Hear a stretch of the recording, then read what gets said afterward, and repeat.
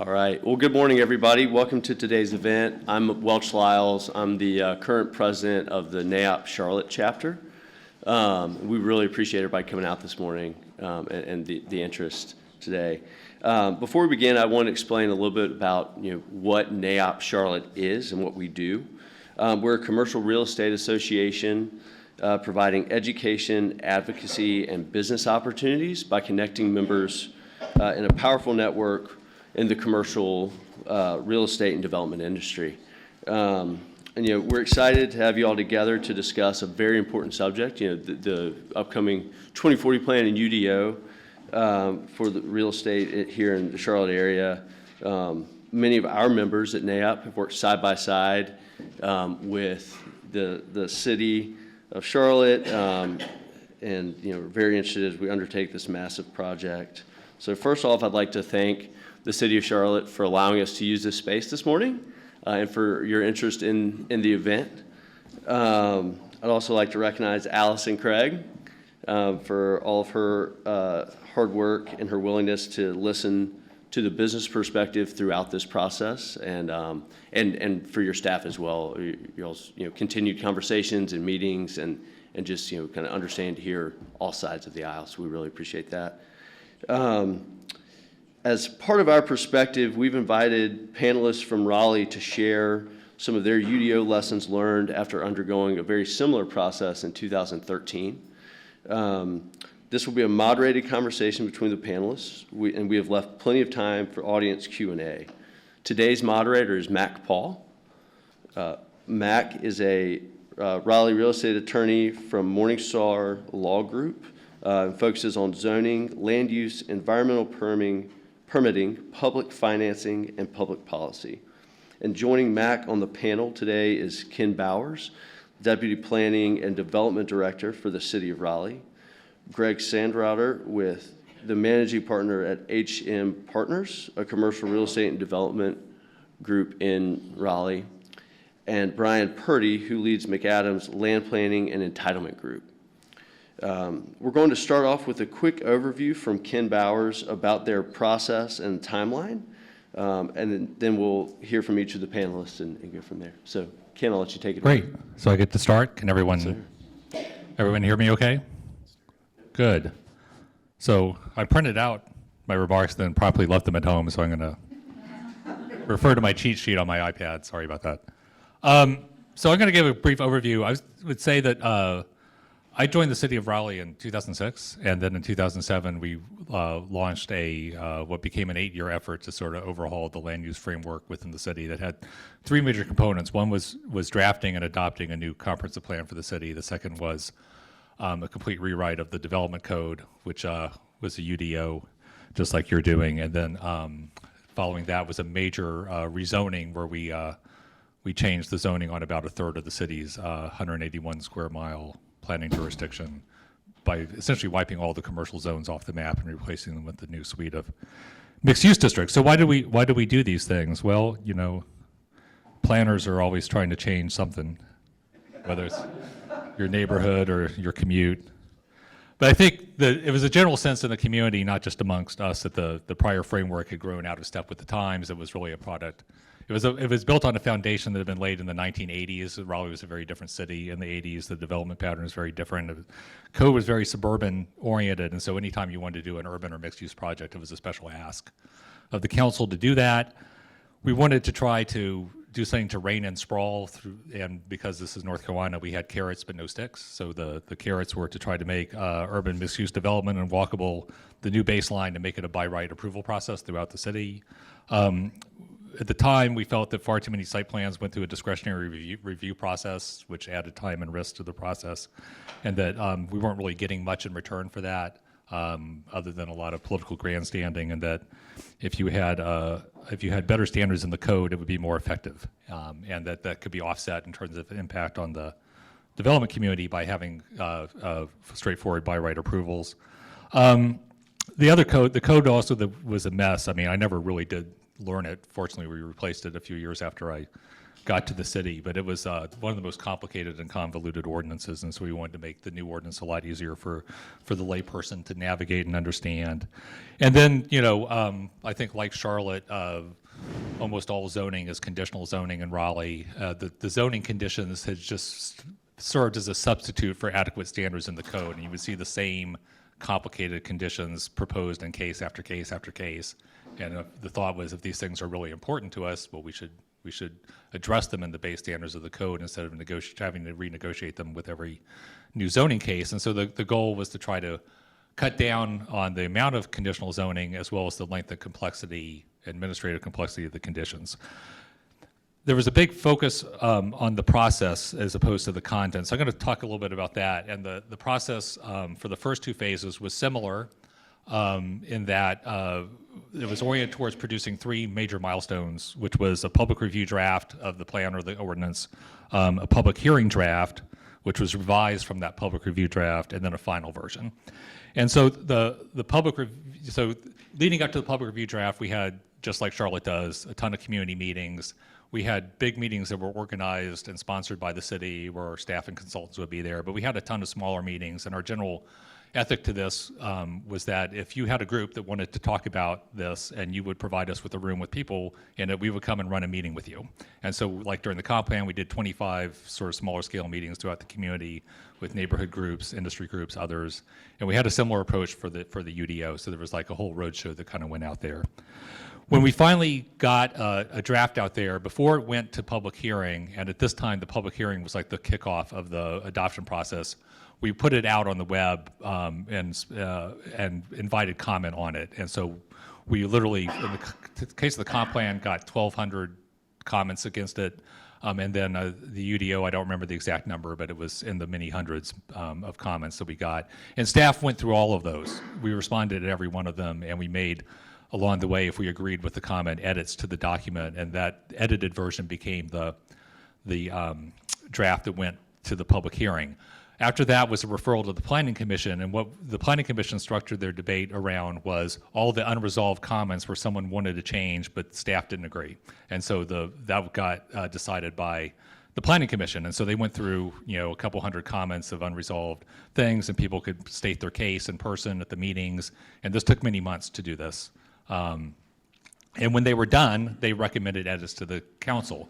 And then the last stop was the city council could make further changes, so people who weren't satisfied with the outcome of the planning commission could speak their piece to the city council. They would ask for additional amendments. All this time, we're tracking, these edits to the documents and, underline and strike out. And then when it's voted on, then we had a period of time to make all those revisions, and that was the final version of the document. That was the adopted version. So the early implementation of the code, once it was the plan was adopted in 2009, the code started during the adoption process and took 3 years to draft and another year to adopt, or it wasn't a full year, but it was many, many months. It was adopted in the spring of 2013, and it had a 6-month grace period where it was not effective yet. You couldn't ask for a new, I'll get to the notion of the districts and the legacy districts and the new districts, but we wanted the industry and for the staff to get trained up in the new standards before it was implemented. So there was a 6-month lag between adoption and the effective date. So 70% of the city was in residential zoning, and that was effective as soon as the effective date was done.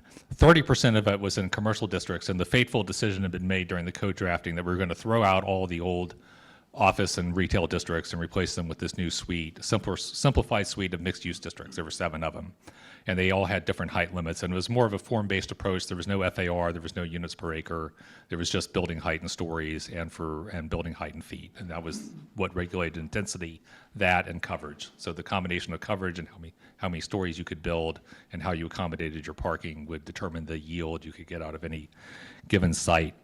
So all the stuff that was stranded in the old districts was kind of half in and half out. So the adopting ordinance said these sections of the UDO applied to the legacy districts, and the legacy districts were the districts that were on the map and not in the new code. And otherwise, you're in the old code. And so the staff for several years had to have 2 code books to review any commercial or mixed-use project in the city. So there was a big push to get rid of all the legacy districts, and that was the remapping, and that was the rezoning of the third of the city. And it was not, it was driven more by existing conditions than policy. So it was intended to be a translation of the best matching new district to what was on the ground and what the current uses were. Some of it was changes because a ton of Raleigh's retail sat in industrial zones at the time. Like there was probably more industrial zoning than retail zoning on the ground in Raleigh when I got there. A lot of that was put into a commercial mixed use category, which made a lot more sense because they weren't industrial areas, they were just strip malls. And this went through that adoption process. The remapping was very different for two reasons, one of which is we changed the adoption process in the UDO so the public hearing was at the back end, not at the front end of the adoption process. So the public hearing would be heard on something closer to the final version of the document instead of an initial draft. The second thing was we felt like an open-ended process wouldn't work, that people needed to respond to a specific proposal. So staff spent somewhere between 6 and 12 months, a team of 25 people drawing the zoning map, and then we put it out for review. And there were three components for how we wanted to handle the fact that we were rezoning many, many thousands of property owners. So one was notice. So we mailed everyone and their neighbors a postcard that was very clear that the city is rezoning your property. Here's how to find out information. The second was we posted a specialized website that allowed you to type in any address and to give you a side-by-side map. Here's the current zoning. This is what the parameters of that zoning are. Here's the proposed zoning, the parameters. So it made it very easy to do your own research. We also wanted to make sure that people could get someone on the phone if they called. So we actually used some unused cubicles and sourced some phones from around the city that people were not using and set up a phone bank. And we hired temps who worked in call centers to man those phones. And I think when it was fully staffed, we had 6 people doing nothing but answering the phone. The idea was that some people would be angry, but they'd be less angry if they could get a human on the phone the very first time they called. And so that worked. If we did, no one got a busy signal. Everyone talked to a person the first time they dialed the number if they dialed during business hours. They had a script to answer sort of basic questions, and then if it was a complex question, they get passed off to a part of the professional staff who would get back to them within 24 hours. And everything went really smoothly, and we went through the similar process, took a bunch of revisions to the Planning Commission. The Planning Commission made more revisions. It goes to the City Council. It's time for the public hearing, and then the public hearing blew up. And the process has gone so smoothly, we weren't anticipating a huge crowd at the public hearing, but there was, so the council chambers was overwhelmed and was an angry situation. And so we had to recover from that, and then it got bumped up right close to the election, and it was bad politically, and the city manager never forgave me. But we did finally get it passed. The other two were unanimous votes. That ended up being, I think, like a 6-2 vote. So it was not unanimous, which is a bit disappointing. Is that right? Is it 6-2 or 5-3? Yeah, whatever. We have eight people on the city council. It's an even number. It's brilliant. So it was either 6-2 or 5-3. I can't remember. But we worked through it. We held a second, continued the hearing, moved it to a big theater at the Performing Arts Center, made sure that everyone who wanted to speak, everyone who had issues, staff met with them personally, one-on-one in a room to kind of like get their issues out on the table. And let me be clear, the public hearing had a lot of stuff that had nothing to do with the remapping being said. It was just a camera and a bright spotlight, and a lot of people kind of turned out to complain about whatever. But there was a lot of substantive stuff, so we worked through all of that and then finally got it over the finish line. Post-adoption, I think there was a period of accommodation, and it's hard to ground truth a code until you're really reviewing real-world development plans against it, and we learned a lot. I would say that, it was an ambitious desire to bring walkable urbanism to the whole city, but the whole city wasn't really ready for that, and so there were a lot of standards that made it hard to do standard suburban development, and then that required there to be a lot of relief mechanisms to deal with that. So we've modified, like there were blank wall standards that made it hard to do like a grocery store, because a grocery store only has windows on one side of it. There was just other things like that, and so we ended up tweaking and making a lot of text changes, and I'm sure that you will too, because it's hard to draft a code and think of every contingency in the world, and the industry is going to come up with ideas that you hadn't thought of. You're going to realize problems. They're going to find loopholes you hadn't thought of. So you have to have an ethic of continuous improvement. So we continue to amend the code to this day. We've been through some different political cycles in the city of Raleigh.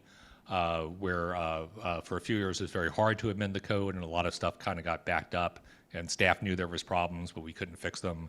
Then we got a political swing, and there was a council that was very interested in reforming the code, and so we've been processing a ton of text changes over the last 3 years, probably more than at any other time in the city's history. Some of them policy-driven, because this council has a very aggressive policy in terms of housing and residential zoning, and some of them like just fixes that we knew that we needed to do for years that we could never get through the political process, and now we can. So that's kind of where we are.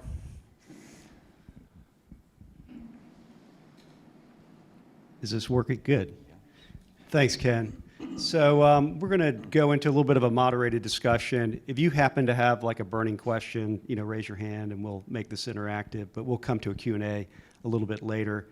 But before, as we get started, I want my colleagues here just to give a little bit more background and perspective as they come to this conversation about the UDO. So that, Brian, why don't you just Yeah, a little more. happy to do it. And thank you guys for having us this morning again.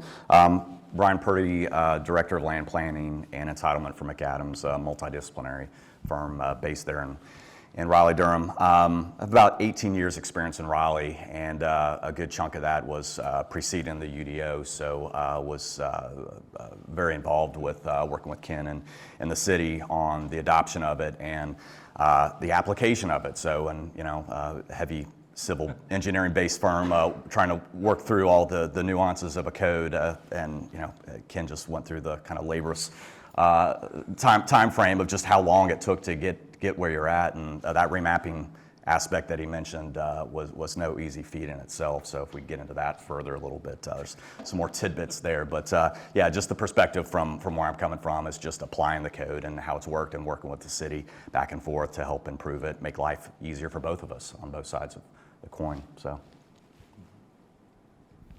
Brian, I'm Greg Sandroiter with HM Partners. I'm in the commercial real estate development business, like many of you are. I've been in the Raleigh market since 1988 and done things like suburban office buildings, urban multifamily, kind of urban retail. And I hire these gentlemen here to help me through the process because it's a complicated one. Thanks, Greg. And yeah, I came to this starting back in the 90s when I moved back to Raleigh. And as Ken said, it was like at a time where the city was just starting to talk about shifting from this post-World War II suburban pattern to a more urban pattern. So I was pretty early on involved in like forces that the city appointed, looking at this whole idea of walkable mixed use that would seem like a foreign concept to people at the time, where it eventually became something embedded in our comprehensive plan as a guide, and now the transition to where it's actually in our code by right. So it's been a massive kind of sea change in the city, like many cities in the United States over the last 25 years. I worked at a Charlotte firm, for a number of years where I learned a great deal about real estate, Kennedy Covington. Some of you may remember, it's no longer existing, but I have a lot of great colleagues down here who taught me a lot about land use and zoning, and I spend most of my time dealing with Raleigh and either arguing with Ken or getting things through the zoning process. So let's just drill down a little bit more. Ken obviously gave you a good primer on how Raleigh handled the process. And let's talk about what the city of Charlotte's experiencing right now. From an industry standpoint, I want to hear a little bit more about involvement, input, how that happened, how you experienced it. So maybe Brian and Greg elaborate on your perspective on that. sure, happy to do that. We either, what do they say? You're either part of the conversation or on the outside looking in. So we knew we needed to engage early on with staff. And so when you see a big, thick new document, it's going from a 1,000+ page, code that's all over the place to a 600-page, what it ended up as. A little bit more concise document. We knew we just needed to kind of roll up our sleeves and jump in. So we engaged staff, had invited them into our offices to do kind of a Q&A with us. We worked with staff to run a few sample kind of beta testing it projects, some that were coming in under the current code before the UDO had been adopted, but also ran kind of a parallel track as well, just to see, as I would say, kind of what bubbled to the surface, what issues we were seeing. from that perspective. But then there's a pretty robust series of stakeholder groups throughout the city who kind of champion this, whether it be the Home Builders Association or ULI, other industry-based groups that really had a keen focus in putting a voice to the development community and talking back with the city as it relates to working through those issues. And we kind of had our hot lists and top 10 list, and that constantly changed and reprioritizing what the issues are. But working with Ken and his staff, that was very helpful. There was a general willingness on both sides, obviously, to work together. Right. One of the things I wanted to emphasize, first of all, the industry involvement, of course, was critical in reviewing this. And the more eyes you can get on your code, the better, because it's a very complex document and people are going to see different things. But we, when we did the comp plan, our long-range planning folks, and actually me specifically, kind of directed that project.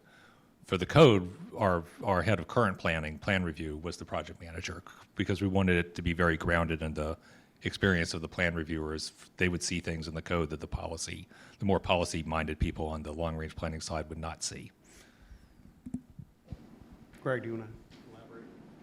I don't know, there's much to elaborate on that, except maybe to hit upon a couple of themes. What you've heard as you've been listening, I think especially to Ken, a little bit to Brian, is that Ken has said things like, get feedback from industry, correct? And Ken also mentioned the term continuous improvement.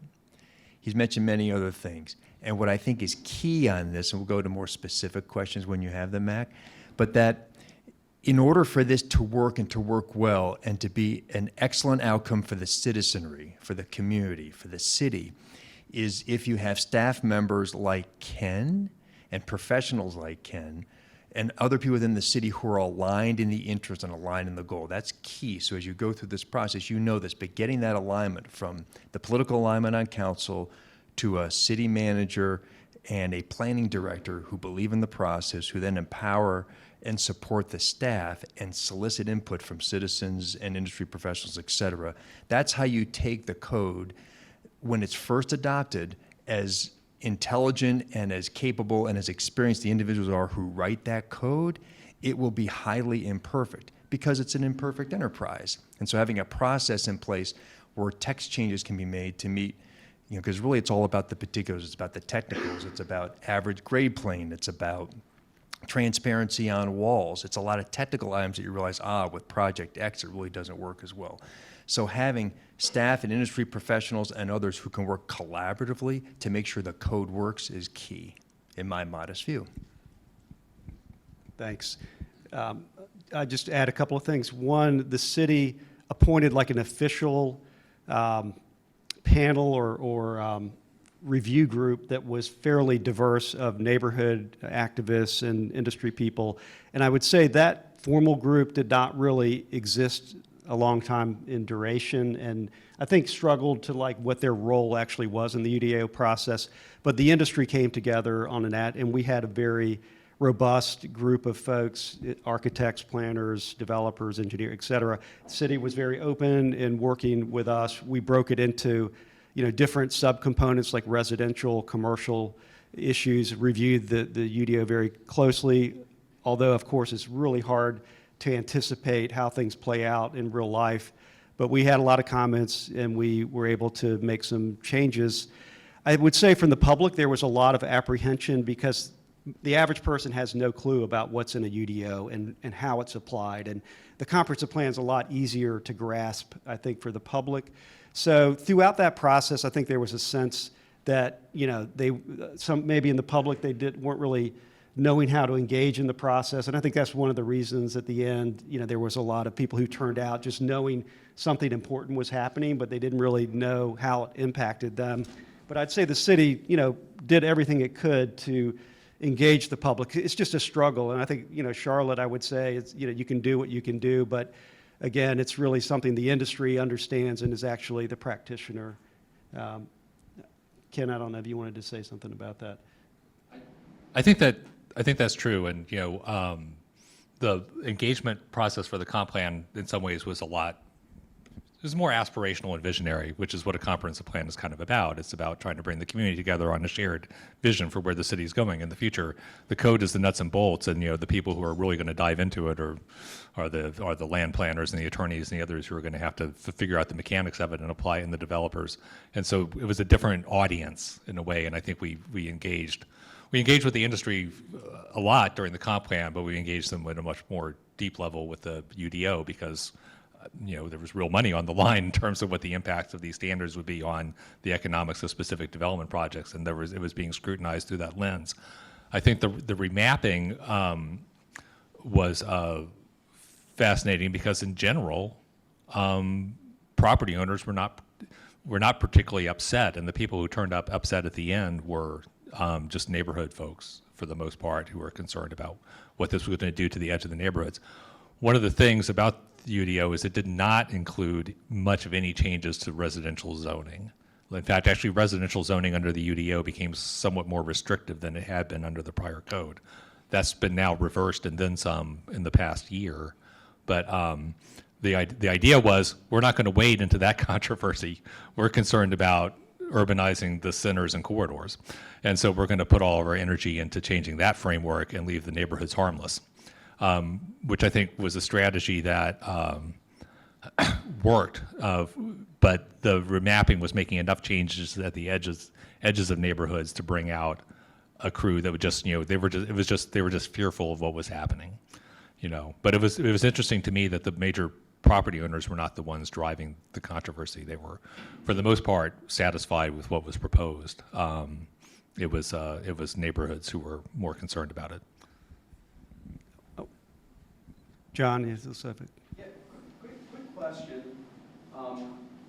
We just passed our policy map, which is the mapping part, so pitchforks didn't come out too bad for that. And we're months away from likely passing the UDO. You talked about this transition period where you're looking at a new code, planners are getting involved. Brian, I'd love your perspective and maybe hand it off to Ken on staffing.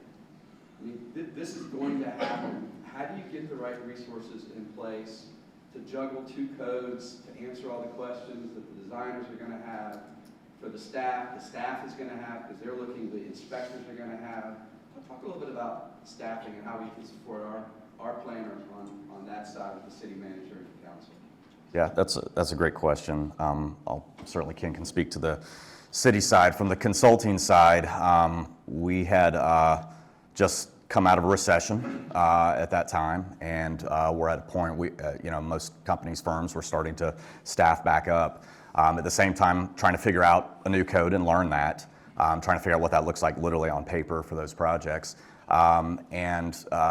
For obvious reasons, I mean, the city was trying to learn the UDO themselves as well. So you had the architects of that within the city, and I'm sure there were,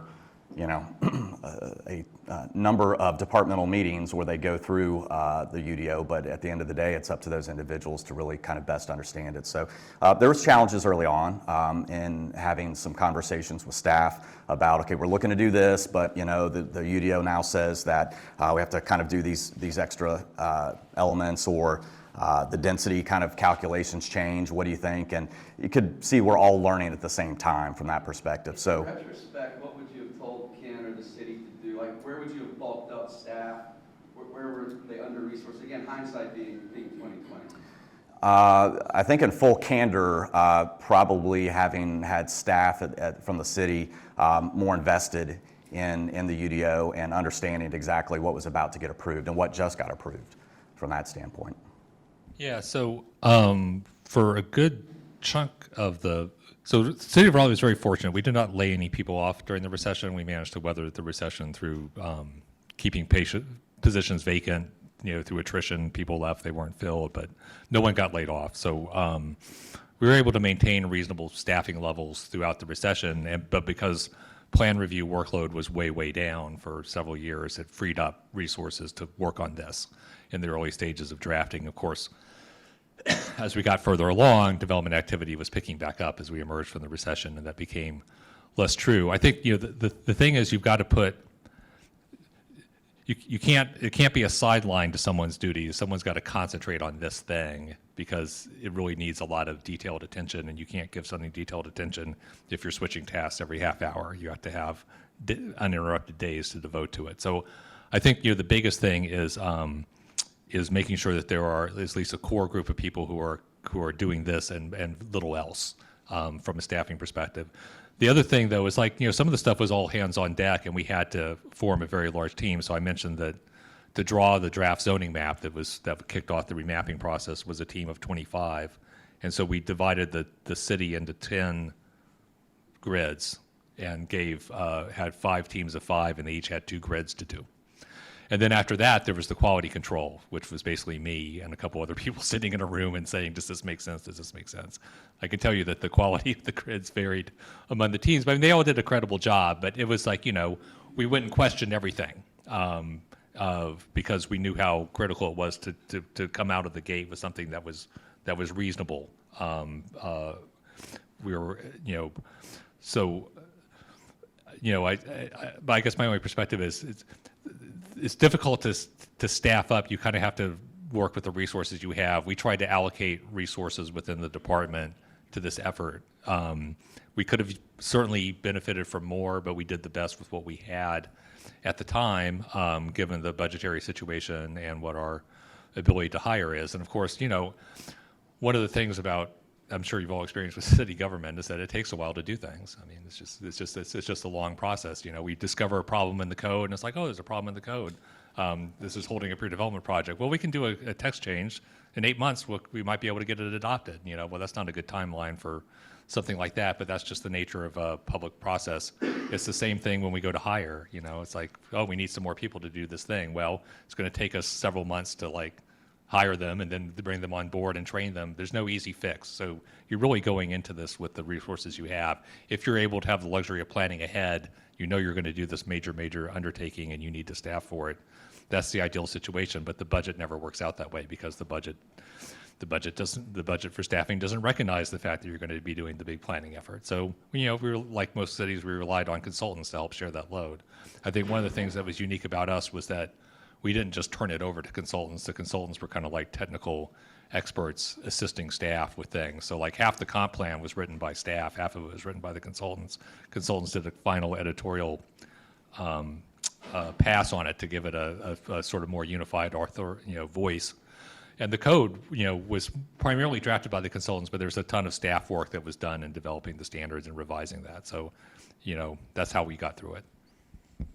Great, and to follow up, John, on what Ken had mentioned, you think about how one can support staff in Raleigh. I don't think I was a lone voice in saying that that for plan review, the fees we pay for the plan review ought to be increased significantly, double or triple or quadruple them. The whole notion, time being money, and so provide the city with the resources so we can get through the process. That is key. There was a revision of fees. Maybe a few years prior to now, but just the whole notion of if the industry is willing to pay for it, that can help the city. I think that's an important philosophy to have. Pay for service. Number 2 is Ken had mentioned as an illustrative example, if a certain text element does not work for a project because it's newly written, I think you were saying somewhat humorously, but also with an element of truth, it could be another 8 months to get that done. Yeah. So in order for this to help the city, for example, if Public Works says you really can't have a curb cut here for your trash room because the code doesn't allow it for your particular project, I'm sorry, no staff member is going to make a decision unilaterally unless they have a bona fide, verified, authorized process to go through. And I think that authorized process, whatever that is for you, is helpful to staff and the city and the applicant. But thinking about the nuts and bolts, the blocking and the tackling of how do we, as an industry, help the city financially to pay for the resources and the people on staff to review our plans and do that now. And number 2, a process so when you come across issues that hold up your site plan, the city has a process to effectively and efficiently address that so your project can stay on track and not be exorbitantly delayed. Did the timelines on your receipt of a permit extend or contract when the UDO was implemented? We're going to come back in a minute to talking about how it's actually been working on the ground, but let's just keep a couple more points on the process and the transition. before we get to that. I would just say, one thing that's very different right now is like everyone in this room is probably incredibly busy because the economy is hot. There's, incredible amount of development. When we went through our transition, we were just coming out of the Great Recession, so we all have more time on our hands to meet and chat about these issues and give input to the city. And the resource strain on the staff was probably not as great as it is right now that Charlotte is probably experiencing. So I got to imagine it's going to be a bit of a challenge to handle everything that's happening economically as well as this transition. We talked a little bit about mapping. There are a couple of really important sub-issues within that. One was, we moved to this more urban form, so we had to decide which properties to apply urban frontages, which meant that any development that occurred there had to pull the building up to the street and have a streetscape. And much of our built environment was very suburban with parking. Can anyone talk a little bit about how that issue played out and some of those decisions were made? Yeah, I would say that was during the remapping, the decision to map or not map a frontage and was probably generated more controversy with individual property owners, especially things like gas stations and other things and car dealers where the building footprint is small relative to the site.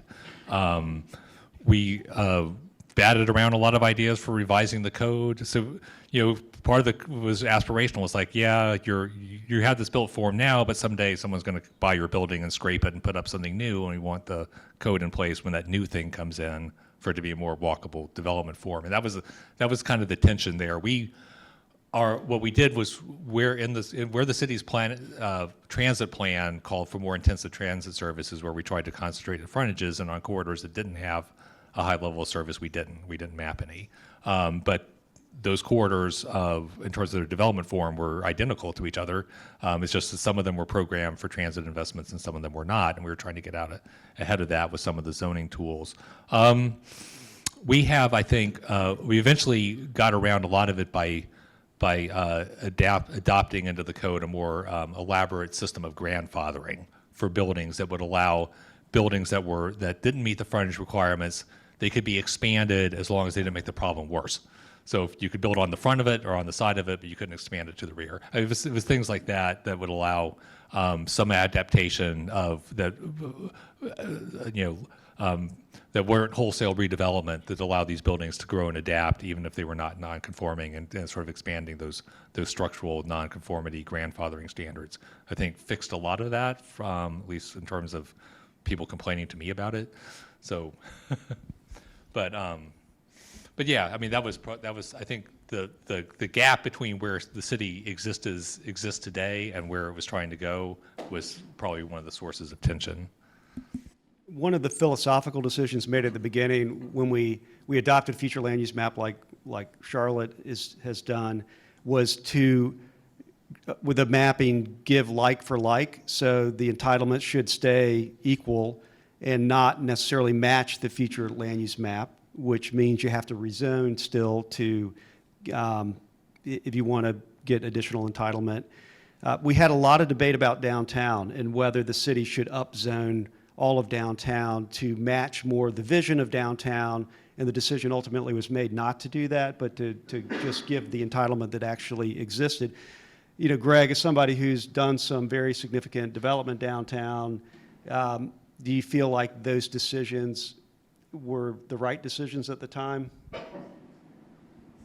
We all make the best decisions we can at the time, right? So they were. I mean, they really were, right? Because there was the context of the time. But to your point, what's happening now in Raleigh is that rezonings are free.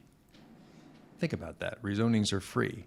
Now, technically, Ken, I know that's not the case, but if you go to city council, especially with a downtown property, we have an interesting, you'll have to correct me on the facts if I have them wrong, but we have an interesting kind of height element. I think it's 7 floors, 12 floors, 20 floors, and 40, correct? 30 if there was asked for it. You had 30, okay, good. So yeah, I 30 learned went in something there new. I last knew year. I'd learned something when I came here today. And so, but you have those elements. So if you want to have a 21-story building, you've got to go into a rezoning.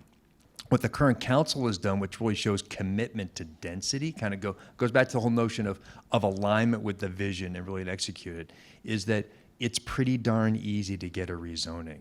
people from out of market are astonished how easy it is to rezone a property in Raleigh. It's a process-oriented element, not a controversial one, especially in our downtown where everyone kind of wants density. So I think that's a long way to say to your question is, was it the right thing at the time? Yes. And now because people want more and they see the neat projects happening, there is a system in place, i.e. easier rezonings in order to get more density. Make sense? Yep. So, in my view. Thank you. I think you got to work within the political reality. And I joked earlier about how the city manager never forgave me for that angry public hearing for the remapping. There were a couple council members who never got over the fact that we yanked discretionary site plan approvals away from them. They like to be in the weeds on that stuff, and they wanted to negotiate with development projects. And when that went to staff approvals, they were not happy, and they would bring it up again and again and again. Well, we used to have approval for it. So the downtown mapping basically floundered on the idea that there were a couple members on the council who were like, we should zone it for the ultimate height we want, and let the market provide it, and that's what we should do. No more rezoning. We'll zone it for the maximum. And there are others who's like, no. We want to. The rezoning's our last toehold in negotiating development deals, and we don't want to give that up. And that faction on the council at the time prevailed. If that question were in front of the council today, they've already posed it. They've already come to us and asked us, should we do a blanket rezoning of the downtown? And we're kind of like, yay, another major work project. But that's because of a major shift in the political winds, and I don't want to get off in this weeds, but I kind of think of right now as there being two factions in local governments, and it's a generational divide. No offense to anyone, I'm Gen X, but the older folks are more aligned with the neighborhood defenders. They want to keep their neighborhood kind of the way it is, and that's their planning bottom line. And then the younger folks who are priced out of the housing market want to blow up zoning. They're the YIMBYs. And what happened was that we had a wave election, and the YIMBYs took power on the council. And so, and the neighborhood defenders who had a solid voting block were all swept out in one election. I was very surprised when that result happened. And there's been a ton of change. You guys talked about ending single-family zoning. Raleigh did it last year. It's happened in June. Anyone hear about it? You can now put a duplex on every lot in town except in the watershed. We've got big townhouse developments going in what was formerly R4 district. Units per acre is out of the code. It's no longer in the code. In residential districts, everything is determined by land dimension, lot size. So, they've done all these reforms changes in the last year, which is upending that. And whether this is a durable political coalition is something that, folks in my department are watching and waiting to see. The other thing that's happened is our elections are now in even years. So we're going to be on an even year cycle, and this means that turnout is going to be 4 times higher than it ever has been in a local election. Typical turnout in a Raleigh election is 20% of registered voters, and in the national elections is 80%. So it's going to be 4 times higher. So we'll see what that does.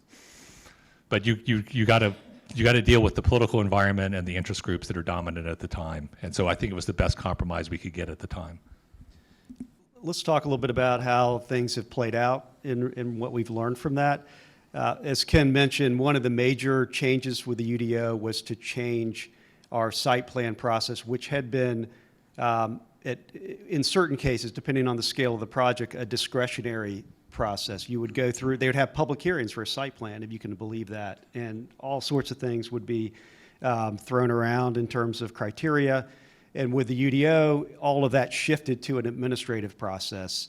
But that creates its own problems, where staff has that much power. And as Ken said, a lot of people, political leaders felt like, how can we give bureaucrats the decisions over the public, And so that's been a source of tension. But on the ground, Brian, I'd be curious, you deal with site plans every day, and how you would observe this shift that occurred in Raleigh and how it's played out. Sure. Yeah. We loved it. The UDO simplified not only the design aspect of the project from a very overly robust code to make a straightforward process that much easier. So, in the past, we would go through 4, maybe 5 rounds of review with staff, and then in some cases you went to the city's appearance commission, and then ultimately to planning commission. And you might have 2 hearings with planning commission, much like you would experience perhaps with a zoning case, where you're talking about design, and you're talking about design with people having for the most part, no design background up there. It's just they like what they like, and considered art, right? Some people like it, some people don't. And so you're sitting there at the podium for 45 minutes talking about, landscape islands. Just random things like that. And so got into the architectural conversations quite a bit as well. So the UDO stripped that process away and made it purely administrative, which was a lot easier. There's still components there where we may sometimes go to the Parents Commission to work on some architectural standards, unique site constraints, things like that these days. But the process is much more fluid, and a lot kind of the ease of use aspect is heightened. So I'd say maybe 9 months pre-UDO for that process, and now we're seeing probably about 5 months with that. So we've loved it. It's been great. So we were talking about staffing a minute ago in terms of this transition, but let's talk a little bit about staffing and the city's ability to process development under this new UDO and some of the stresses that's placed on it. We have had an industry group that's been working with the city over the years, and I don't know what the DSAC, but just from a developer's perspective, how have you seen the staffing and the collaboration go on with the UDO? Excellent. I will answer the question, but can I ask Brian to take that first, and I'll go second on that? Because you know about DSAC, correct? Correct. Development Services Advisory Council Committee. I should remember Precisely, that. So that's right. yeah, we've been meeting now quarterly, but on the heels of through the adoption process, the drafting, and over the first couple years since its adoption, as an industry, we were meeting, if not monthly, quarterly, to talk through the issues. Staff would come into the rooms. Actually, we'd have this at, something like this, where you at least had 3 people from every single department. And we just talked through what the highs and lows were, what the concerns were, and it was great to have that forum, because typically we were working with review staff, and we constantly found ourselves needing to elevate those concerns on projects to those supervisors, department heads, and so city and work together with us to have the right people in the room to have those meaningful conversations, and that's been immensely helpful. And I don't know that I see that in the Triangle really played out in any other municipality. There's a few that kind of do something maybe kind of at a much less meaningful way, but we've kept this going for quite some time. I mean, a good decade plus, and it's been vastly beneficial for everybody. Correct, and there are industry representative designers and architects, engineers, planners, folks in the development community, city staff on this advisory committee, and it's interactive, and it's one of those elements that Ken mentioned before. Remember that phrase before, continuous improvement? It's a vital and essential element of continuous improvement to make the code work better.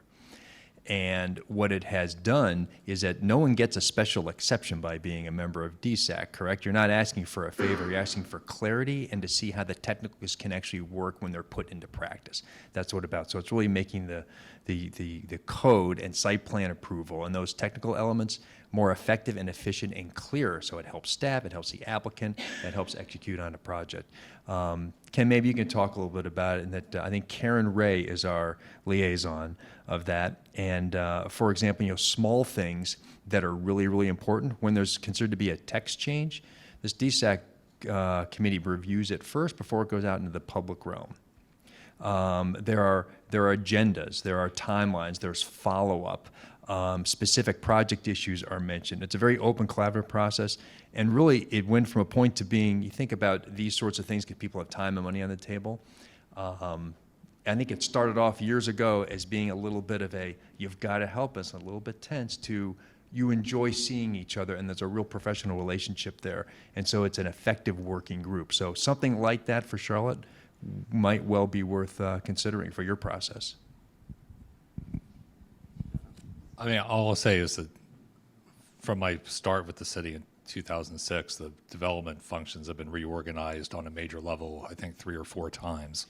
I do believe the current consolidated planning and development department, which we have now, which encompasses all the planning functions, all land development plan review, site plan review, as well as building plan review and inspections in one roof is probably going to be durable.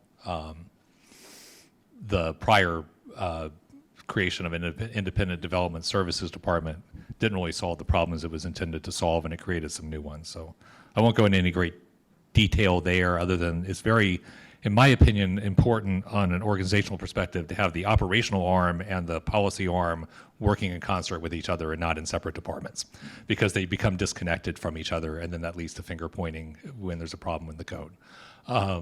But if they work together to solve those problems, you get a much more cohesive response. And so the operational end of planning is plan review, and the policy end is code drafting and plan making. And so I think that an organization has to have all those things consolidated to be effective.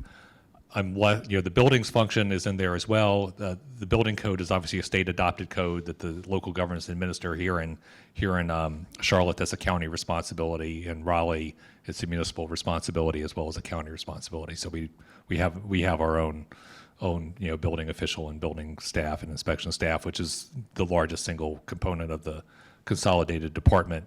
I think it is useful to have them. I will say that culturally, the folks who staff a buildings inspections division tend to come from a very different background than people who staff a planning department. And so it's always been kind of like a bit of an odd duck. But in terms of having those resources available, because most planners, myself, I don't know bumpkus about the building code because, I've never studied architecture and never really had to learn it. But the building code has major impacts on the stuff that we do on the zoning side. And having those folks available to us to be part of the code review process, I think, has been really important and been really beneficial. Brian talked a little bit about the site review process and how that changed. I just want to say a few things about the rezoning process, because that has, in many ways, become easier since the UDO was adopted. I think there are at least a couple of factors. One, we have a much more rigorous code, so many of the things that were negotiated at the rezoning stage as conditions are now in the code. So I think zoning cases have less of these detailed conditions that are just handled at site plan. We also, our comprehensive plan is much more structured and detailed, and so I think the staff report provides more clarity to the zoning process, and I would hope is taken a little more, has more credibility as you go into the public forum, like whether you're consistent or inconsistent. Not that we don't have lots of inconsistent cases, but the cases tend to take about 6 months, and I think pre-UDO, many cases took 8-9 months or a year. It was a more arm-to-arm combat, political process, and obviously politics change, and we've had a major change in Raleigh. When the UDO was adopted, we had a less pro-growth council, and so many of the owners and developers in town were hesitant to rezone, so they really looked at every avenue to be able to develop under their existing zoning. And so why don't we just talk a minute about how we saw that play out in terms of using the code versus rezoning your property and some of the challenges that presented. Like basements and attics. Okay, so was this this was your project, wasn't it? Okay, so although I'll blame the attorney for this creative interpretation. And the developer. This development plan came in for 3-story zoning, and it was clearly a 5-story apartment building. It had 5 full levels of apartments. The developer had taken a provision in the height measurement that was really designed to deal with attics and basements in single-family houses. That if you were on a sloping site, you could have an extra walkout basement if it sloped downhill. And essentially, they dug out the site and they put an entire floor of apartments and called it a basement. And then they put a mansard roof on the top and put an entire floor of apartments and called it an attic. And this was just like, I remember this crossed my desk and I was like, this shall not stand. And I mean, it was just one of those things where personally, the location, I thought it was a fine location for a 5-story building and they should have rezoned it for 5 stories, but this was doing such damage to the credibility of the code that, we sat down and with the interpretation and said, no, this is not going to fly, and eventually tightened it up through some text changes, and then those text changes kind of had their own problems, and then we had a subsequent round of text changes to deal with how we dealt with this issue. But that was just, I think, the most extreme example of someone really trying to game some of the provisions in the code to maximize the entitlement. One of the things I think that caught us by surprise is the history of development in Raleigh post-war had been a vast underbuilding. You had this zoning allotment under the old code that was like this, and you get this little one-story building, right? But the economics of land had changed when the UDO, and now everyone was trying to max out the envelope. And I think had we recognized that that was the trend, we might have thought of the dimensional standards a little bit differently than we did when we drafted it. So we had a number of examples of this where people were quite surprised at how bulky the buildings the UDO was producing in those sort of early days. I think what's changed, actually, we're still producing bulky buildings, but people are just more okay with bulky buildings than they were at the time. At the time, it was just such a significant change from what people were used to that are like, whoa, this building is very bulky. But, at this point, the current thing is, well, we're in a housing crisis and we need housing units, so you can cram more housing units on your site. That's great. More the merrier. So I think, the ethic about how we look at it has changed. I was just going to add to that, to the bulky building aspect.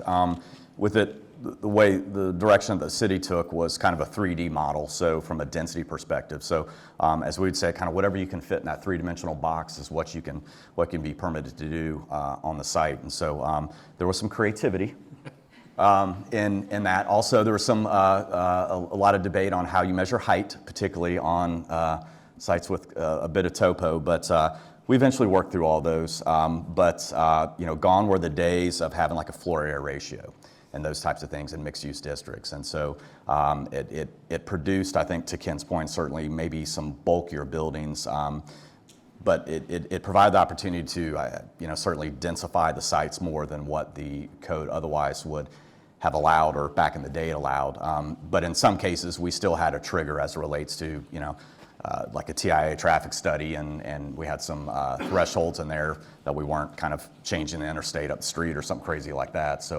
So there were a few instances like that, but for the most part, working in that kind of 3D realm was not only refreshing, but it allowed for some creativity, but architecturally maybe we got some vanilla out of it. I have a question for you and Greg, though. I mean, one of the things about FAR is that if you're trying to value property, the first question is, well, how much can I put on the site, right? So if you have an FAR of 3, well, then it's easy to figure out.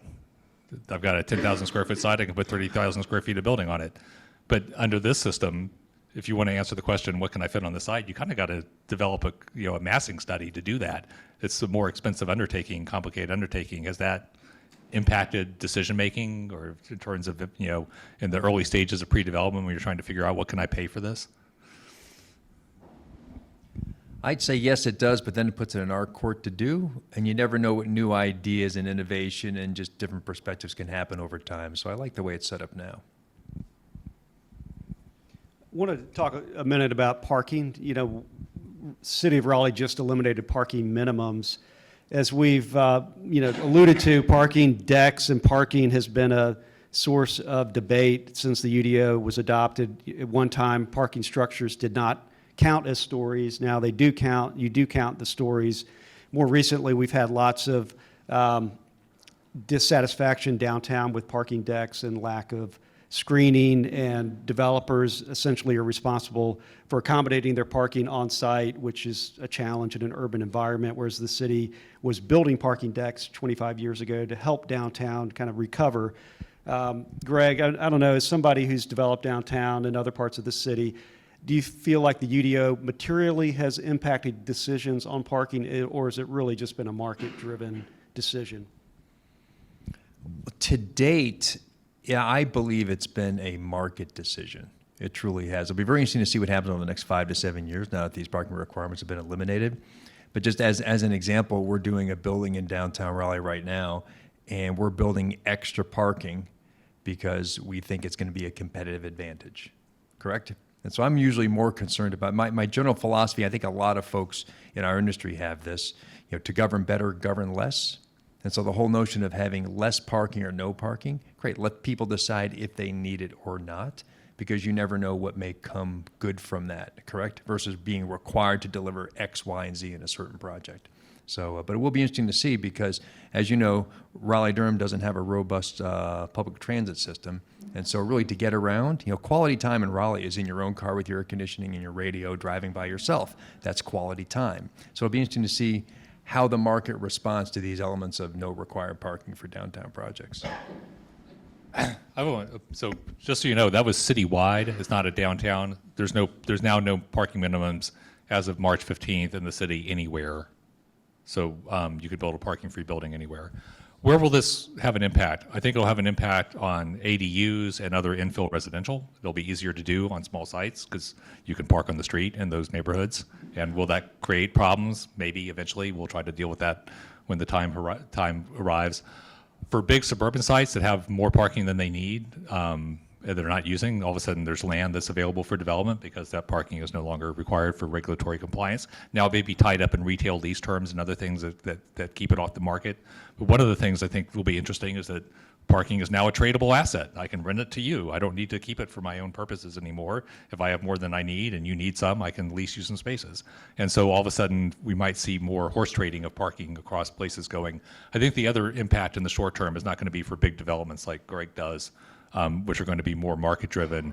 It's going to be like small buildings that have sat fallow that are now going to be much easier to repurpose and put into new use. One of the things that we had to do is we have a system of site plan tiers in terms of how much of the code you have to abide by in terms of how impactful the project is. A lot of those were based on the parking table, and we had to come up with a new use group standard to replace that. But I think that's going to be an improvement. So the act of doing this ordinance, I think, has resulted in some other knock-on effects in the code that will ultimately be beneficial. But it's an experiment. But I mean, it's been done by a few other cities, and places that aren't very big. Fayetteville, Arkansas did it, and they're still here. I mean, so we'll see what happens. It's like we're doing some major zoning experiments right now, and so it's a little bit hard to know. Some of them are too early. There's no development plan that's been filed under the new parking standards, so we don't know what people are going to do. I would say that the typical 5/1 building, when I used to count the parking ratios just as a hobby, was curious about it, and I would also wander into. Yeah, we're just tracking it over time is an interesting figure. It's around 1.2 to 1.3 spaces per unit was what the market was building. Our floor was 1 space per unit. That was the requirement for an urban apartment building. So they were a little bit above the minimum. So that tells me that it's market driven, but it was also a lot lower than the suburban ratios for garden apartments of what had been typical. So developers were definitely trying to push the parking ratios down to the extent they could get away with it. But and we'll see where it goes. I think it's going to be an interesting experiment. Well, yeah, a little known fact, we have a parking reduction provision in our code that lets you do a parking study to show you don't have the demand for the required parking. And Ken was vested with supreme power for many years to review those studies and approve those studies. And I think most studies got approved.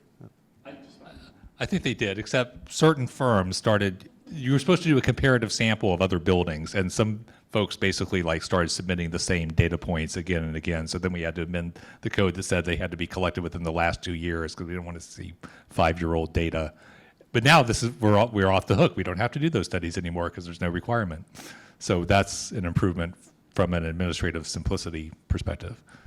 One thing that was mentioned a minute ago is our site plan. Something that you need to think about deeply is what projects merit a full-blown site plan review and which ones could have a more cursory review. In Raleigh, it used to be a plot plan with something like an adaptive reuse or a very small project. It was a very simple, quick administrative process. And then if you didn't meet that, you automatically fell into this full-blown, very rigorous site plan process. More recently, and that was kind of a legacy for the neighborhood activists and kind of the anti-development, worried about people along Hillsborough Street in NC State taking an old building and making it into a bar. And people were, they used parking demand as the way to trigger the full-blown site plan. So now we have gone to these tiered site plans so that the development level is correlated to the level of review. Brian, have you been able to navigate? It's pretty complicated. I mean, what's your experience with just working through the tiered site plans? I think it's a work in progress, but it's been helpful. And one thing that kind of drove that conversation was the city's Dix Park. I mean, 360 acres there, right by downtown, and we're fortunate to be working on the first phase of that big, massive playground project with a lot of neat amenities. And not from a self-serving standpoint, but the city recognized that does not need to have a full-blown site plan process and 6 months of review. Not to say, hey, we know it's our project anyway, the city won it, but certainly kind of adapted the code such that projects, obviously civic projects in that case, but some smaller scale projects can go on that kind of easier track that might be about a 3-month process overall. And I don't know, the two tiers, absent the full-blown site plan, there's some nuances between the two, and I think review-wise, maybe it gets into a little bit of architecture and a couple things that's enhanced from the first phase or first tier, but the idea was to make it a little more customer-friendly. Yeah, and it was also that like relatively small changes of use were triggering right-of-way dedication and things of that nature that were pretty onerous for a small project. So again, part of the intent here was to allow the adaptive reuse of buildings to go through more quickly and easily without some of the same requirements that a larger site plan would trigger. It is complicated. It got more complicated the longer the draft was worked on, but I think it landed in a reasonably good place. We've had our Bicycle and Pedestrian Advisory Commission that just wrote a letter to the council saying they think it's gone too far and that adaptive reuse over a certain square footage should still trigger bike parking requirements and bike improvements. And so we'll see if the council bites on that recommendation. So we may be tweaking that further. But I think in general it solved some long-standing issues. So we're kind of coming into the home stretch now. This morning, I just want to make sure anyone who has questions, let's open it up to questions. Yes, ma'am. Yes, thank you all for being here. One of the concerns we have here is the impact of the UDO to development costs. We already know we have housing affordability crisis. I mean, we have a housing crisis, period. So did you guys see any impact to development costs subsequent to UDO being adopted? Someone want to respond to that? The impact of the UDO on development costs in Raleigh, any experience with that? In terms of fees. Oh, well, development fee, I would just say, I don't think it's necessarily tied to the UDO. We had just in 20 years ago, we had a big election in 2001 in Raleigh where there was I would say more, anti-development to some degree, but the impact fees were adjusted. Raleigh, like Charlotte, is one of the few municipalities in the state that has authority to exact impact fees, and so those went up and have been adjusted since that time over the years. And I know it's a constant effort to stay on top, making sure that fees, I guess, match the administrative burden on the city. Right. I mean, in Raleigh, the fees on building plan review and inspections is mostly full cost recovery on current planning. It's maybe 50%, and that's just been a historical thing. The city has never tried to turn plan review into an enterprise function. Maybe we should, as Greg talked about. I think that would be good for the bigger players where fees are a smaller percentage of the project. For smaller projects, we probably need to think about a more tiered structure that would not overly burden the small scale development if we were to go to that model. There's the fees development costs, and then there's meeting the standards costs. So absolutely the UDO imposed things on developments that made them more expensive to build, and particularly townhouses. And there were more, every townhouse had to be on a public street. So you couldn't do private drives anymore and front your townhouse lots on them. We also upped the standards for sidewalks, and right-of-way widths got bigger. So we got better sidewalks, better pedestrian realm in all subdivisions. It's got to be on both sides of the street. There's a cost associated with that. On the townhouse side, we have walked back some of those standards. So we still have these block perimeter standards that are designed for creating street grids on new subdivisions. And the real trick has been how do we deal with infill sites that are on oversized blocks? When do you have to run a new street through your development in order to try to solve the block perimeter problem that you didn't really create? But we've gotten rid of the requirement that townhouse lots front on a public street. And I think that's going to make townhouse developments, it's going to take some of the cost out of them. Are these worthwhile trade-offs? I mean, that's a public policy decision, and obviously within a development, you're trading off a lot of different decisions about, lot size and amenities and other things in terms of trying to get to a certain number. I think it's something we need to look at and take seriously, and we need to take seriously because we're in a housing crisis. But I don't think our housing crisis is being driven by code standards because other communities are in the same boat. They don't have the same code standards we have. There's something else going on in the market that is driving the cost of housing up really high. You can't explain resales, the high price of resales based on new code standards, right? So, but it's something that we're sensitive to and definitely looking at continuously and take seriously, when the industry comes to us and says the standard is dramatically inflating. I think the townhouses, though, that was the biggest impact, and I think we have solved a lot of that.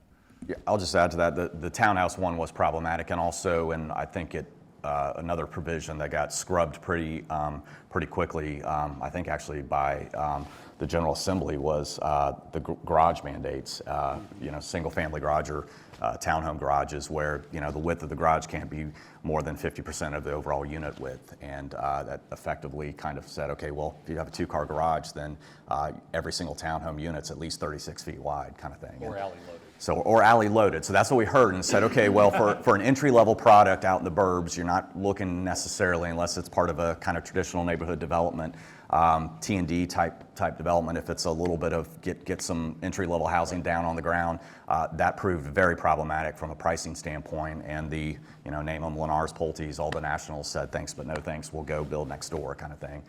So we saw quite a bit of that. And it translates now into downtown, and I think rightly so, but with the parking decks, the amount of parking decks that are going up and being more intentional about the design of those. And we're looking at a text change here pretty soon that adds a little more teeth to architectural standards for decks that are adjacent to the public right-of-way, because what we were getting and what we were seeing, admittedly, I think we'd all say weren't very inspiring from an architectural standpoint. So there's, as we all know, things you can do, but most weren't voluntarily doing it unless you had to go through rezoning, and that was held over your head. It was mostly a matter of the parking decks is light trespass out of the deck, and with the increasing amount of residential downtown, people don't like parking deck lights glaring into their windows. So a lot of it is about how to cut off and shield those figures.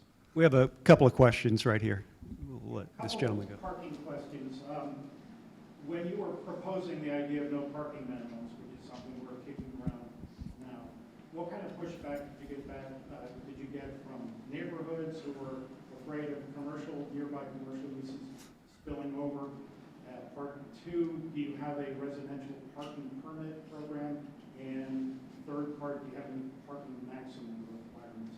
Okay. Everyone hear that question? Yeah, Okay. so first of all, this just came from council. They said, go do it. And so we did it. It wasn't a staff-initiated thing. Was there some pushback? Yes, but less than I would have expected. I think 3 people got up to talk at the public hearing against it. And one of the things, we're still in the pandemic, it was remote meetings, and we put up a text change input portal so that we would post text changes and people would do online comments. I talked about the generational divide. The young people like to comment online, the young people, the millennials, and we got a ton of comments in favor saying this is fabulous. So like all of a sudden the group that never shows up at the public hearings is online saying this is a great idea, we're all in. So it was very mixed. Do we have a residential permit parking program? Yes, actually we have 2 flavors of it. The original one was designed for to deal with the university students parking up in the neighborhoods, and also state government workers parking in the neighborhoods. There's a new one that was created that's a little bit more accommodating, but also more expensive for the city to enforce, that deals with old business strips that are next to neighborhoods. It's actually in my neighborhood because there was this like old North Person Street business district that was mostly a bunch of vacant buildings. We removed the parking requirements. It filled up with trendy shops and restaurants, and now there's like people parking in the neighborhood. So there was an attempt to basically allow that to happen because it was, but only delineate certain portions of the street where non-permitted people could park.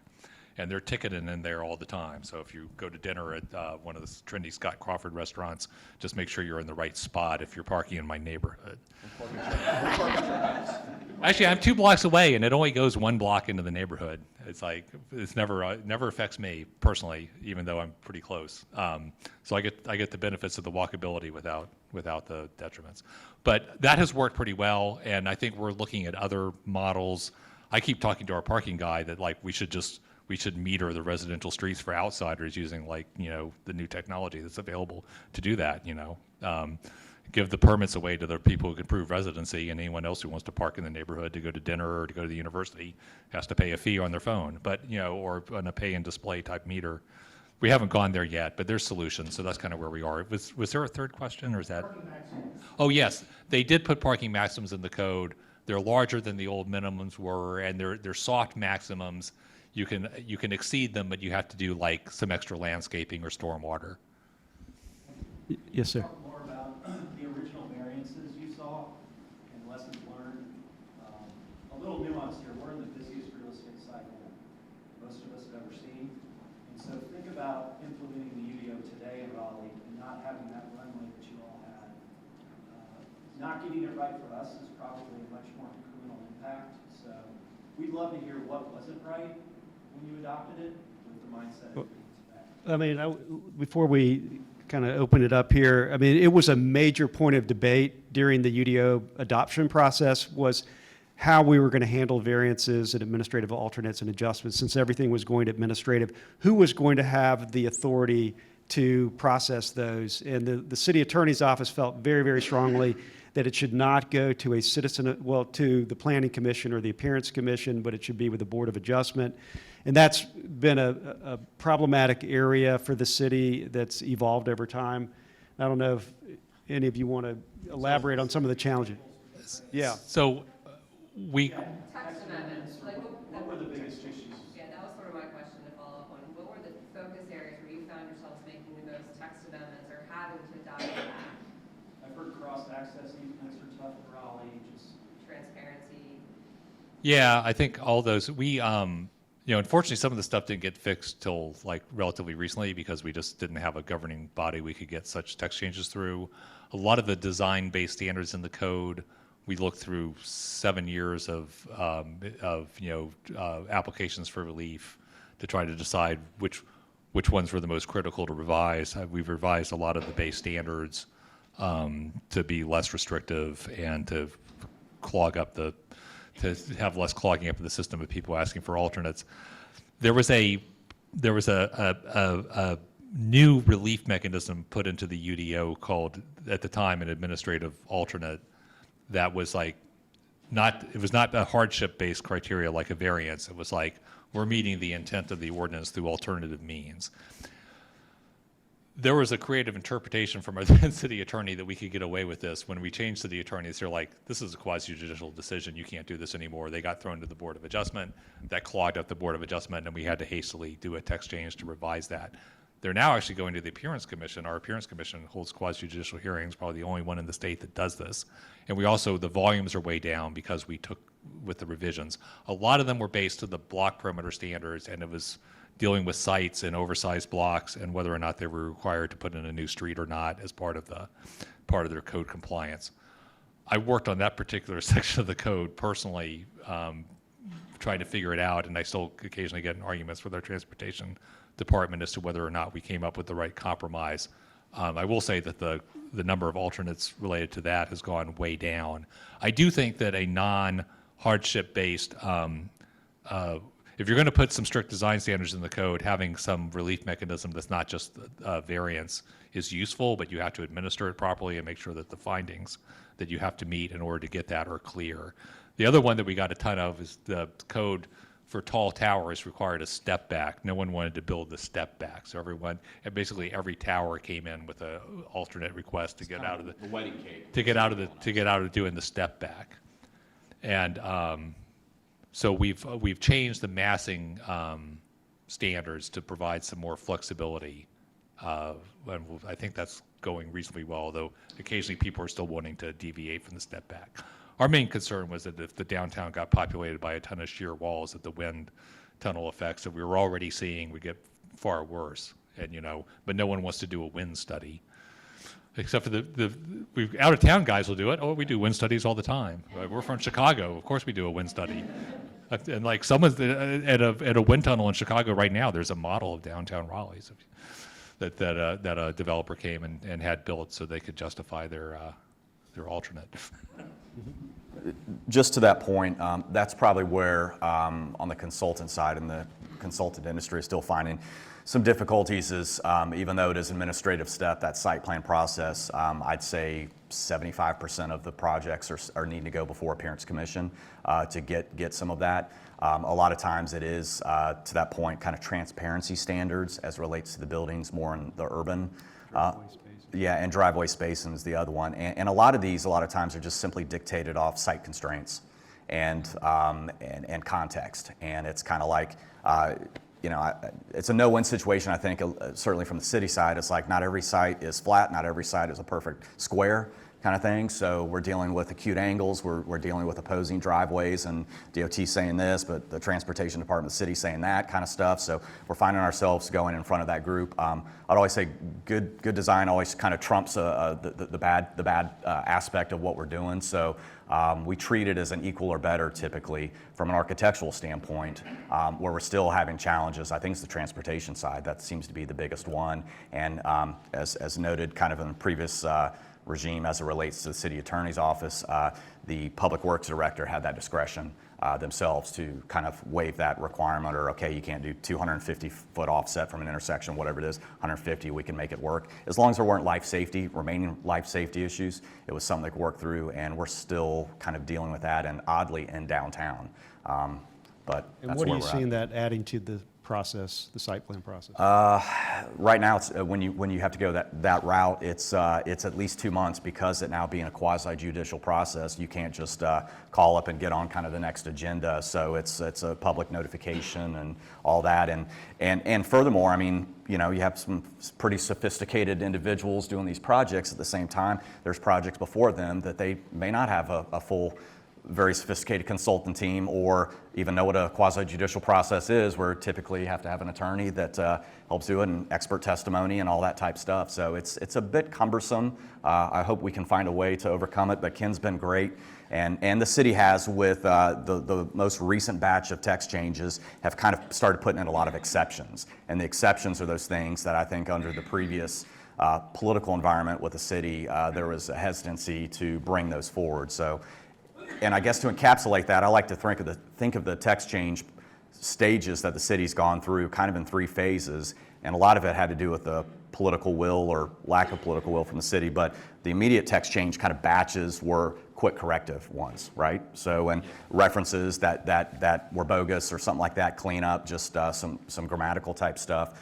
The second phase were kind of the lockdown stuff, and perhaps consultants getting creative with attics and basements, things like that. So some corrective measures on that. And then here more recently, and I say more recently, past probably 4 years, plus or minus, have been kind of the lightening up of things. And so it's like, okay, more flexibility on this. This dimensional standard goes from 200 feet to 600 or something along those lines. Parking is a little bit easier. Transparency, there's more exceptions to all those things. Tree save, there's a little bit more flexibility in that. And particularly block perimeter too, more standards for block perimeter. You can modify your design standards through an appearance committee and not a rezoning. You basically can get relief from that standpoint.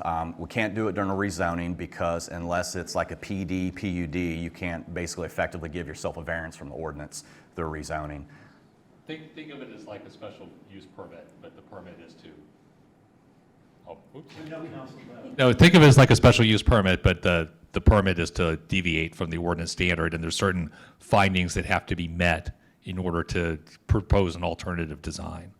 That's what that's about. It's kind of an alternative means of compliance that is approved through a quasi-judicial hearing. But I think a lot of times we'd rather get to that point at the site plan versus do some type of PD, PUD zoning that takes a year in some cases, and it's plan review, and it's a lot of stuff. We were doing those back in the day to get relief from dimensional standards, get relief from parking standards, things like that. all that stuff is in the UDO now, it's cooked in. So we have a menu, effectively I say to choose from, but that we work with. And so not to say turn back to the conversation of rezonings, but that's what's made the rezoning process a little more straightforward. It is a lot of conditional use zonings, there are quite a bit of generals, but what we've done is effectively kind of wrote off having to do PDs because we now have all these mixed use standards that work in concert with mixed use development particularly. We're kind of at the end of our time here. We maybe could entertain one last question if there's anyone who had something really. No one else has. Sure, go ahead. So did staff test any of your design requirements before it being adopted? Did you test it with real life, plans that came in? We did. So part of the testing was to take off-the-shelf development plans that have been submitted and review them as if they were under the new code and see what was in conformance and what wasn't. So that was a part of it. Was there enough of that testing?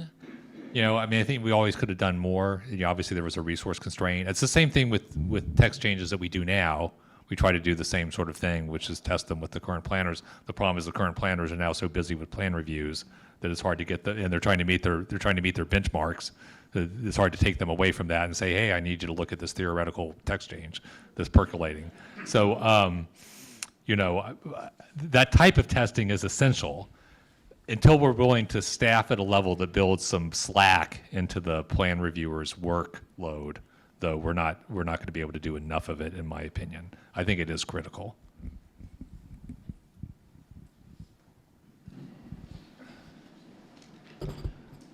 All right, well, great. Thank you all so much for coming this morning. We really appreciate it, and clearly I think we could have talked for another hour about all of this. Some great questions and some really insightful feedback.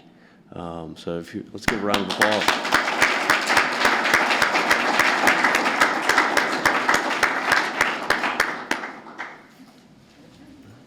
We're adjourned. Have a great day.